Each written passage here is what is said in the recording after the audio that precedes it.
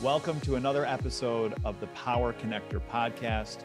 I'm Dickow, executive coach, keynote speaker, and Power Connector. And with me today is Patrick Donadio, certified professional speaker, former national chair of the National Speakers Association, board member, as well as an author, executive coach, and keynote speaker. And today's episode is all about the power of impact, relationship building, and networking. And I just want to have another curiosity conversation about how Patrick has traveled his road to success and learn a little bit more about how he values networking and relationship building. Welcome, Patrick. Good to see you. Great to see you, Derek, my friend. Thank you. I appreciate it. I was looking back at at my notes, and when I first attended the National Speakers Association Influence event in 2017, I do remember you welcoming me. I was kicking the tires on this business, and as an entrepreneur, looking at a different way to add value to my world. You welcomed me with open arms. You kind of sat me down a little bit.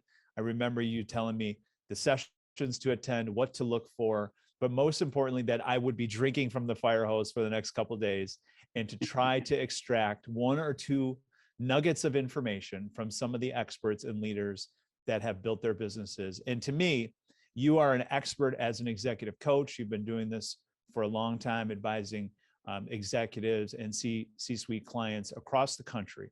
So it's really a pleasure to have you today. I thought we would start our conversation understanding a little bit more about the process of relationship development. How do you view that? And what are some of the things that we can learn about the way Patrick runs his business? Well, thank you, Derek. It's, I've been doing this for a few years, as you mentioned, and, everything I do is all about building and maintaining relationships. I mean, as an entrepreneur, I've learned early on that the way to grow your business is to deliver great value and build deep relationships. And one of the things that really drives the way I interact with people and the way I communicate is this process that I created called the impact process. And if you don't mind, I thought I might just take 60 seconds and just let everybody know what the 6 steps are. And as we go through our conversation today, I think your listeners are going to hear a lot of these are the key components to really building deeper relationships and better networks. Please, we're here to learn. Yeah. So I created this acronym, and actually a lot of times people hear the word acronym, they start to get turned off, but I've worked really hard to make this not only just an acronym, but really 6 key powerful components that make for great communication. So the I in the intention is the first step of the process, the I for impact. And every great communication starts as a thought. So what I always say to myself, and I tell my clients, you know what, we have to think before we speak. So everything you're doing is driven by an intention. And we'll come back to that later when we talk about networking. So understanding the why behind what we're doing, not so much the what. The M is the message and the method. And once you know the intention, then what's the right message you should be creating to deliver, and what might be the best method? And a lot of people think about communicating and they think about, using their favorite method, which might be, interpersonal or email. And I'd like to talk more about the idea of picking the method that's best for the intention and best for the person. So the message and the method, I can go deep on any of those components about openings and closings or crafting what to say. The P is the person. And I think that's one of the key components in networking is really understanding that everybody's a little bit different. So in the P step of the process, we like to think about how do you personalize the message, right, to the receiver? So if my intention is to go to a particular event to meet some new prospects, each person I meet is going to be a little bit different. So I'm not going to do the same thing with everybody. So I talk about the platinum rule versus the golden rule. So that's the IMP part of this process that I think about when I'm thinking about making a greater impact. The ACT part has to do with acting or, how do you plan the delivery? So A is activate. And there are 2 parts that I remind myself are very important to being a great communicator and a good networker. And that is 1, being a very active listener. And 2 is how do you actively engage people? You want to get people engaged in your dialogue or in your communication, both physically, mentally, and emotionally. And those are things I always think about when I'm getting ready to go out there and start to, build deeper relationships. The C is clarify. How do you make sure the message you sent is the same message? How do you make sure that we're both on the same page? And part of being a good networker is also being a good questioner. So you got good questions and you're a good listener. Those are really key components. So clarify to make sure, we're both on the same page. And the T in the impact process is transform. And how do you transform this interaction into the intention you set? And I like to talk about two types of transformations. There's an internal transformation and an external transformation. And so I know that's a lot to unpack, Derek, but you know what? Everything I do, and pretty much for the last 20 years, I've been teaching my clients about how to be a more effective communicator. And those are the 6 keys I always think about. So maybe that'll help us drive our conversation today as we help your listeners think about how to really build those deep relationships and build a better network. Yeah, no, I appreciate the background, and I love the acronym.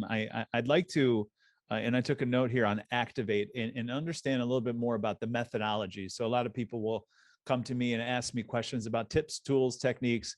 I'd love to learn the Patrick method for how you activate people and engage people when you're out in public, when you're attending professional organizations, or local chamber of commerce event down the road. Yeah, yeah. Well, there's 2 things. A, if it's something really that is important to me, I'll spend some time getting ready for that event. I want to think about who do I want to meet, who would I like to talk to, what are some things that might be appropriate for this group. And so I'm going to do my homework. That's just the way I roll. Now, I'm not saying you have to be very over analytical, but I think to really be an effective business person, it's good to be strategic.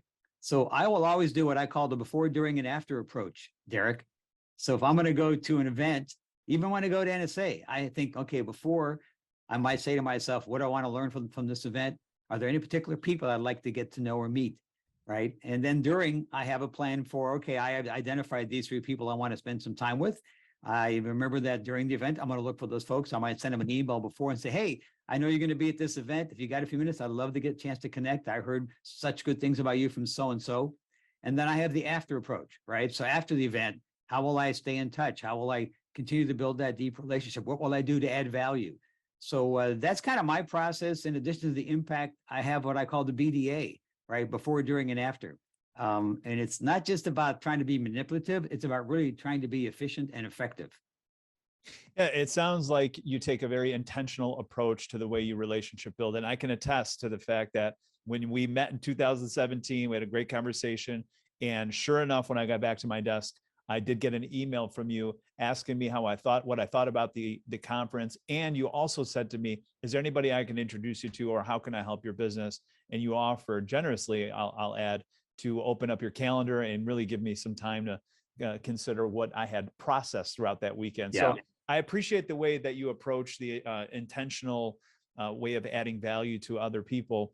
And I love how you break events down into 3 sections. There really is a before, a during, and after. And you mentioned doing homework. And I don't think it's manipulative at all. I think it's what it takes to separate ourselves from others is that in advance investment of time that you're making. Yes. Can you share with us a little bit more about the type of or strategic approach that you have to homework? Is it as simple as going on LinkedIn? Are there other tools that you're utilizing to understand who's important to you? Yes. Well, first of all, I want to just add, Derek, when I go to NSA, one of my intentions is to find first timers and make an effort to connect with them. So I don't know who I'm going to meet, but I know it's a goal that I've set for myself, particularly the last 10 years. I'll be upfront. I've been a member almost 33 years now of NSA. And I go to these events, obviously to learn, but I really go a lot now to pay forward, because I've been really blessed by support from a lot of folks over my time. And I feel like at my point in my career, I want to do that for others. So even though I don't know exactly who I'm going to meet, right? You don't have to be very specific, but my intention is I look for first timers. I saw you were, and there we go. So given that, the other thing I've learned, and I know myself, Derek, I'm an off the chart extrovert, but I've learned as a strategic coach, I got to be a better listener. And I work really hard on my listening skills. And my grandmother used to say, from speaking comes repentance, from listening comes wisdom. And so I've learned that if I'm going to meet somebody, I don't need to be talking. I mean, sure, I could tell you a lot of things about me, but I'm a very inquisitive kind of guy.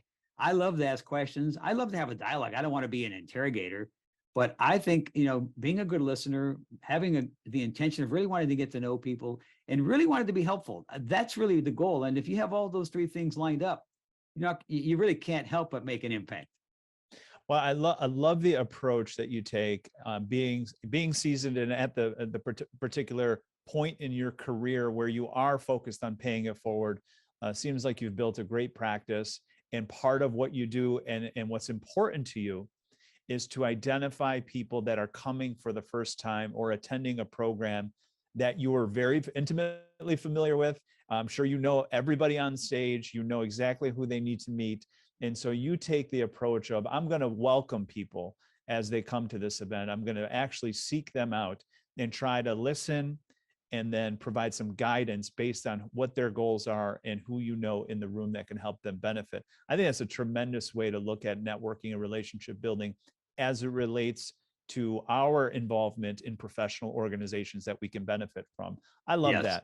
Let's focus also now on how you prospect. So you can't always identify who is an ideal client for you in advance of a program that you're attending. So as you have some organic conversations, what are some of the things that you're looking for when it comes to who's the ideal prospect for you and what you can offer their company? Yeah.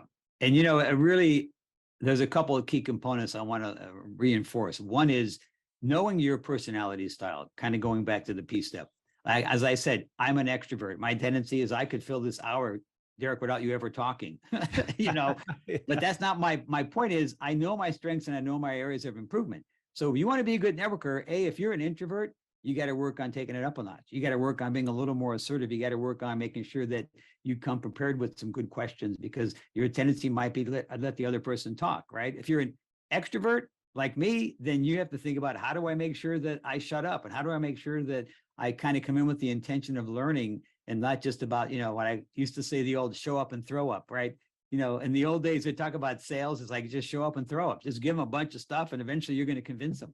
But that's not true in relationships either. It's about getting to know people, about uncovering what their needs are and adding value. And to me, that's the best thing that I've learned over the last 30 some years is everything I do is about adding value.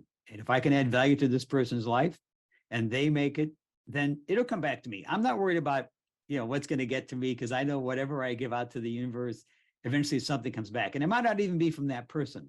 But if you come from a place of what I call loving truth, and you go into this with good intentions, you're going to find there's a great return.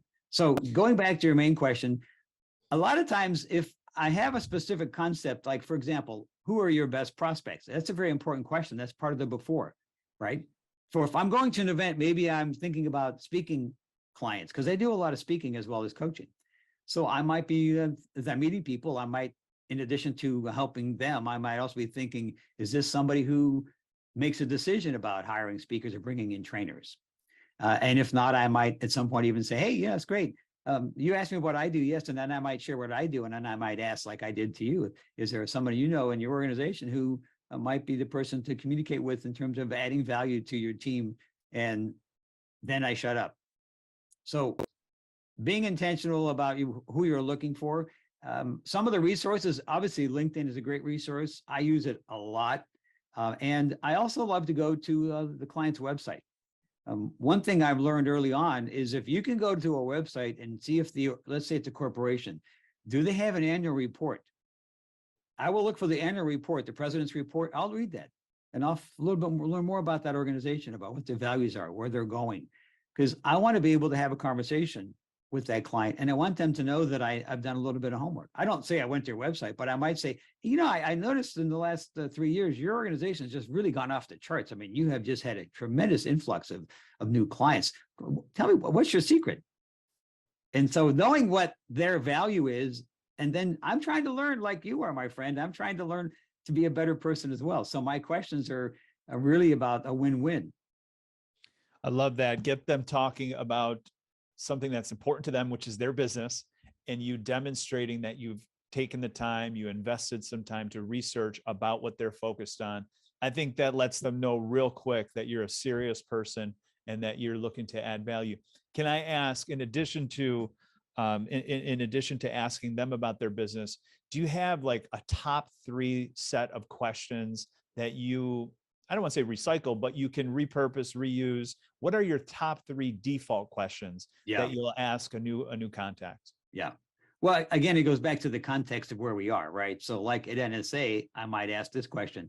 So I'm kind of curious, when you think about building your speaking business, where would you say are some of your strengths, and what are some things maybe you are trying to learn today or here at this event?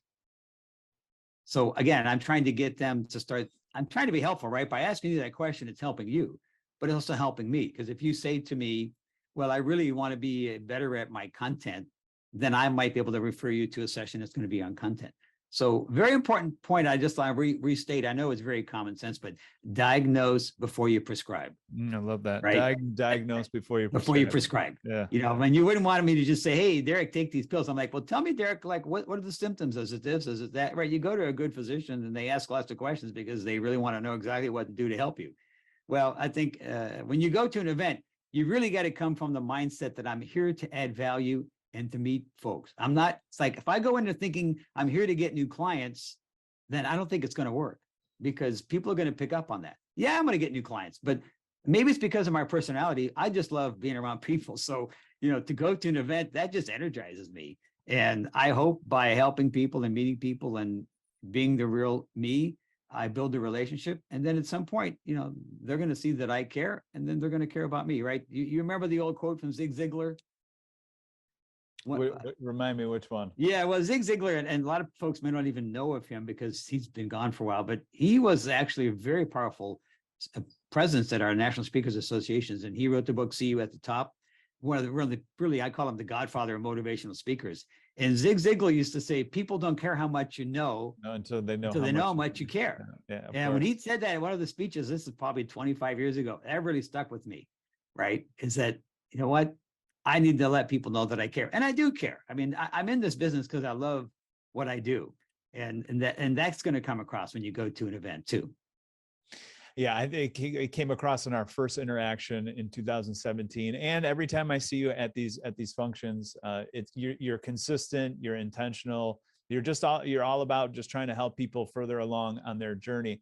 I'd love to ask Patrick if you have maybe a top 3 ways that people can add value to a new contact. So you listen with some empathy. You do a great job of that. You've done some research about the event, about some of the attendees, and then people will eventually, when they answer your questions, they'll tell you what they're looking for, right? And so from when you listen, what are the top 3 ways that you have found that add the most value to people, especially a new contact? Yeah. Well, one of the things that really, I think, made me a better networker is becoming a coach, because the concept of coaching is really interesting, right? Because when you think about, let me just help people understand speakers versus consultants versus trainers versus coaches. And then you'll see how this coaching approach is really helpful when it comes to networking, right? So consultants are the experts, and I've got all the tools and techniques. You got a problem, I'll come and fix it, right? And same for speakers a little bit. Trainers are, look, I know how to do this, and I'm going to teach you how to do it, but I'm still going to, you know, be there with you because you don't really know how to do it. Coaches come in with this intention. I'm sure you have a lot of great ideas, and I bet you might even know how to do this. Let me figure out how I can help you and ask you some good questions to help you figure it out. And so one of the tools that I like to use is helping the person think it through, because sometimes they just need a good listener.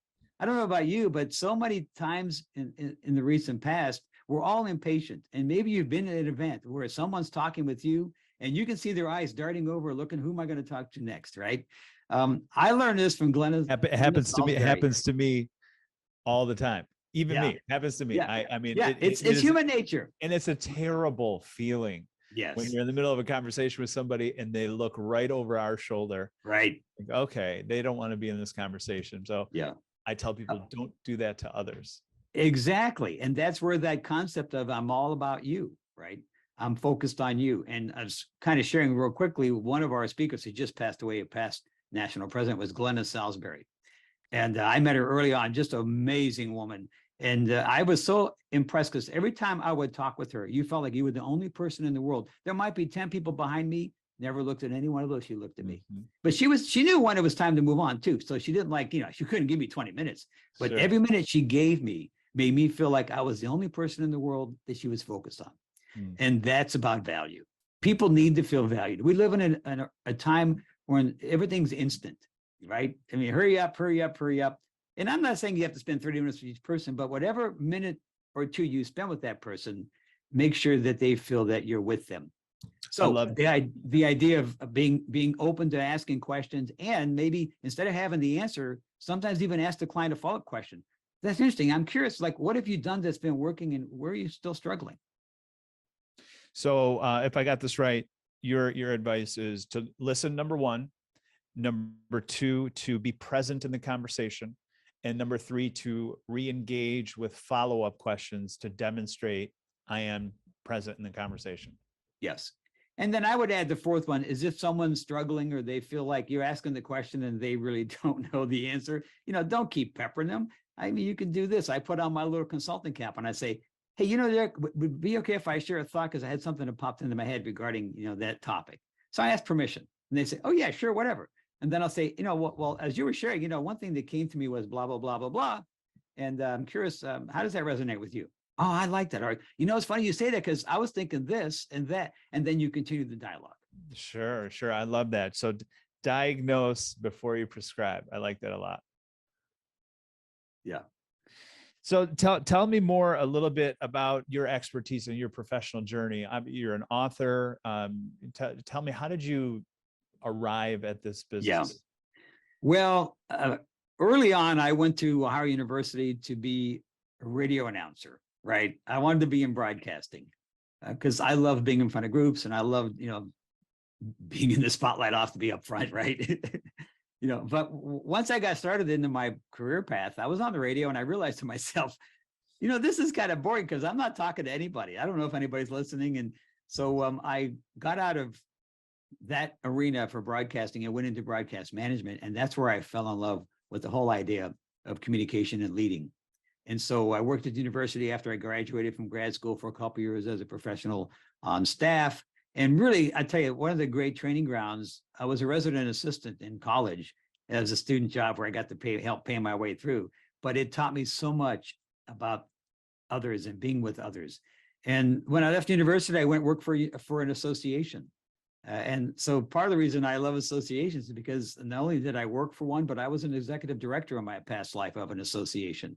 And that's where you learn a lot about, right? Everybody who's a member of your association needs to feel valued, right? They're paying you to be a member, and your job is to make sure they get value. So that training ground for me was a great stepping stone. And then very early on, I was only 28 when I started my speaking career. I was pretty dumb and naive. And I didn't know. I just knew this. I knew that I was hiring speakers that were getting paid a lot more money than I was making, myself. And I thought I could do this. And so I that's how I got into speaking. I quit my job. And the best thing that happened to me was I found the National Speakers Association. So I'm a big proponent. Whatever you do, if you're listening to me right now, whatever career you're in, I highly recommend you get engaged in your association. First of all, to help you become the best you. And then associations are a great place to go to expand your network. And I have a couple tips if you want to go a little deeper on how to, expand your network in other associations. Hey, Patrick, this is a conversation about connecting, networking, relationship building. So lay it on me and lay it on us. What are the tips? Yeah, this came to me when I was the director, right, at the association. We did a monthly newsletter. And every month I had to fill that newsletter. And I'm finding myself having to write articles like, oh my gosh, no one's sending me. I got to fill this newsletter. So when I left the association, one of the first things I did was I went to associations, not necessarily even if I got paid, but I knew that in front of me were a lot of potential buyers. So I found this tool worked great for me. I would write articles for association newsletters. And I would send it and say, hey, I noticed you have a newsletter. Would you be open to an article on, 6 ways to be a better speaker? Yeah, sure. Send it over. So I found for me as a speaker, for every topic I do, I have an evergreen article. It's an article that can be used anywhere, anytime. It covers, very simple how-to things. And so if, let's just say we're talking to people who are speakers, but you could be any profession. How do you build your brand? And that's part of being a good networker, is to build your brand. So one of the ways to build your brand is to be perceived as an expert. So let's say, Derek, pick an association. Is there an association you'd like to get into or do more work with or meet more folks that might be helpful for you? Personally, I'm committed to 4 at this time, and I feel like that's my capacity. But yeah, so pick one. Just pick one. I'll give you an example of how this process works. Well, certainly the National Speakers Association that you and I are both part of. Yeah. So let's say that's your group. You really like to get your face out there. You want to build your brand. You want to be able to, hopefully, when I call it pull versus push, right? I mean, you can push it out there, but if you build a brand, people come to you. So you might, for example, want to write an article for the NSA Speaker Magazine, which I was the chair for 2 years, and I know we look for great content. And so any association, you write the article, it's very simple. The opening paragraph, 6 ways to, 7 things not to do, 5 secrets to. There's always a number. There's always a number. There's always a number. Yeah, yeah. Well, that's the easy way to go. You don't have to do it that way. And by the way, if anybody wants to, if you go to my website and look underneath the resources page, you'll see examples of what I'm talking about. We will definitely publish your site with this for sure. So you put this, you write this article, it creates you as an expert. And then here's what I've done. I follow up after the article is published, and I ask the editor in an email, hey, I'm curious, who's in charge of your meetings? Because I think the topic I just shared might make for a good breakout session. And they say, oh yeah, that's Mary Jones. And then I say, well, can you introduce me, or can you give me Mary's email? And then I email Mary and I say, Mary, I was just talking with Martha, your editor for the newsletter, and she thought I should check in with you because she felt the content that I shared might make for a good breakout session. So now, right, I'm not unknown entity. I've already been published in their association. I may come and do a breakout session. And when I do a breakout session, I'm meeting a lot of folks. I'm adding value. I'm building my relationships. And I can tell you this, Derek, and it doesn't happen all the time, but this happened. I did a healthcare association nurses educators conference. I booked 6 engagements off of one conference because everybody in the room were nurse educators who were hiring speakers to come in and do training for their nurses. Now, that was an easy sell. But again, you go there, you add value. I didn't go there and talk about how great I am. I was like, here's value. So that's one example of building your brand, and you can do that in a lot of ways. You can write articles on LinkedIn, which I've been doing quite regularly, but you want to make sure that you build yourself as a brand, and that if you create this expertise, then people will be drawn to you. And that's a better way to network. I love that. In this style of seeking out the professional organizations that you want to be a part of, that's your tribe. You want to invest time. You know that your buyers or people that you want to work with, whether they're centers of influence or prospects, are in that room and in that organization. You seek them out. You ask them if you can write an article about your particular expertise and the problem that you solve, if I'm hearing you correctly. Yes. And then you follow up with them and offer to do either whether it's an article or a breakout session or some other way that you can add value to their organization. I love that approach. Is it also true that it could work with B2C? So for example, maybe an insurance expert or an accountant or somebody from the legal world. But is this applicable to all fields, or do you find that it just works best in just one? Any field. Let's just take an insurance agent. If you're an insurance agent and you want to go looking for customers, I would highly recommend you have a 20-minute wow banged up presentation where you talk about value. You're not selling insurance. You're helping people protect their investments and their loved ones. And you go give valuable tips, and you speak to a Rotary Club, or you speak to a professional association where you have potential buyers. And even if, no one buys from you that day, I talk about leveraging. So then you happen to post on LinkedIn, recently presented to the such and such Rotary Club. I gave 7 tips. Here are 2 things. If I can ever help you learn about blah, blah, blah. So it's all about continuing to kind of build your brand, because push comes to shove. When you walk into a room and you don't know anybody, it takes a long time to really build that relationship. You walk in the room and someone says, oh my gosh, didn't I see you in our magazine? All of a sudden, I call that third-party credibility. I love that. So it jumpstarts your networking. I love that. Patrick, we're almost at our time today. I would love to wrap it up with maybe a couple bits of advice for the solo entrepreneur, or someone that's looking to make a transition into being a solo entrepreneur, either as a coach, a strategic advisor, or someone that can take on and provide service and value to others. What are, maybe if you want to wrap it up into like the top 3 things, the top 3 pieces of advice that you'd share?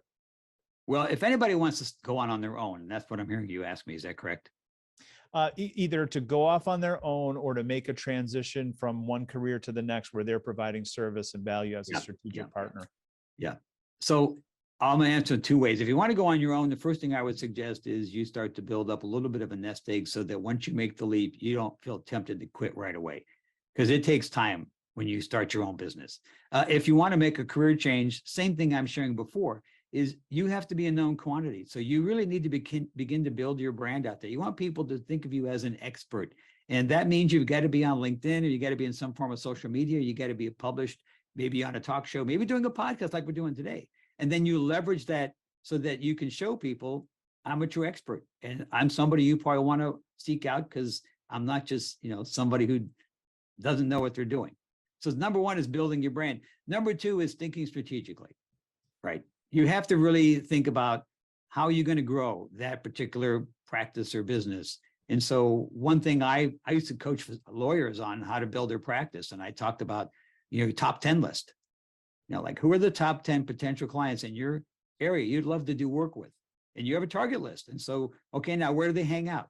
Well, they go to this association, or they read this magazine, or they watch this, podcast. And then you target the particular media that reaches that particular target list. So that's another suggestion, is to have a top 10 list of your top 10 potential prospects. And the third thing, and I learned this the hard way, and this relates to speaking, but I think it relates to any business, is get out of the next mentality. Right? When I first started, Derek, I would do 100 speeches a year, and I get one speech, I go next. I get another speech, I go next. And I realized, you know what? That's great, but I'm working really hard. I'd rather have 15 great clients than 70, clients. So I stopped thinking about next, and I started thinking about deep and narrow. So once I get in with the client, I want to do more with them or more with people like them. So if I coach at a corporation, I want to know if they can bring me in as a speaker, as a trainer. If I coach at an association here in Ohio, then I want to think, can I get at the national level? If I speak at the national level, can I get to the local level? So get out of the next mentality and go deep and narrow. And let's just think about B2C. When you get a good customer, can you get referrals from them? That's about right. Don't just provide them value, provide them enough value that they really want to tell other people how great you are. And that's that deep and narrow. I love that. Yeah, I'd rather have less clients, less headache, but the right clients that serve your business and that serve your passion. That will come out more and more. Well, I love that, Patrick. It's been a fantastic discussion with you about relationship building, mostly about creating impact. I love the acronym that you provided. We're going to share all your information on our website and where we host. I love the part about adding value, about listening, about staying present in the conversation, and then demonstrating that you're present by asking very good, thoughtful, engaging follow-up questions. I think that for any introverts paying attention or listening in, I think that's a fantastic model to follow. Have some prepared questions, do some research before you attend, and join the professional organizations where your clients are, where your prospects can be, and most importantly, where you want to invest time in your career. This has been fantastic. I really appreciate having this dialogue with you today on the Power Connector podcast, and certainly appreciate your time, effort, energy, and your willingness to welcome the newbies like myself here to NSA. And I know you do it well. Any closing thoughts before we end? Yeah, here's my closing thought. I close every one of my presentations with this favorite quote of mine. And so I hope people got one thing that they heard today that would be helpful for them. But you know what? It's not what you know, it's what you do with what you know. So I hope you'll take the one idea out of the many that I think Derek and I shared today and put it into practice. Start working on it. And when you do try it, don't assume it's going to work well the first time. Part of the transformation step is knowing that there's so many learning opportunities out there. So when you try it, and it may not go as well as you like, just ask yourself two questions. What did I do well this time? And what can I do better the next time? And you get on that journey to make a greater impact with your clients. I love that, Patrick. I certainly we can all do better at building our personal brand, and you've laid out some incredible nuggets and wisdom on how we can execute that at any level of business, no matter where we're at. But I greatly appreciate the conversation today with Patrick Donadio, former board member of the National Speakers Association, certified speaking professional, friend, confidant, welcomer of the first timers to professional organizations and attendees like myself, someone that I admire greatly and respect in networking, relationship building as a speaker, trainer, and an executive coach. It's been an honor to have you on the program on the Power Connector podcast. We'll see you soon, Patrick. Thank you. Thank you, Derek.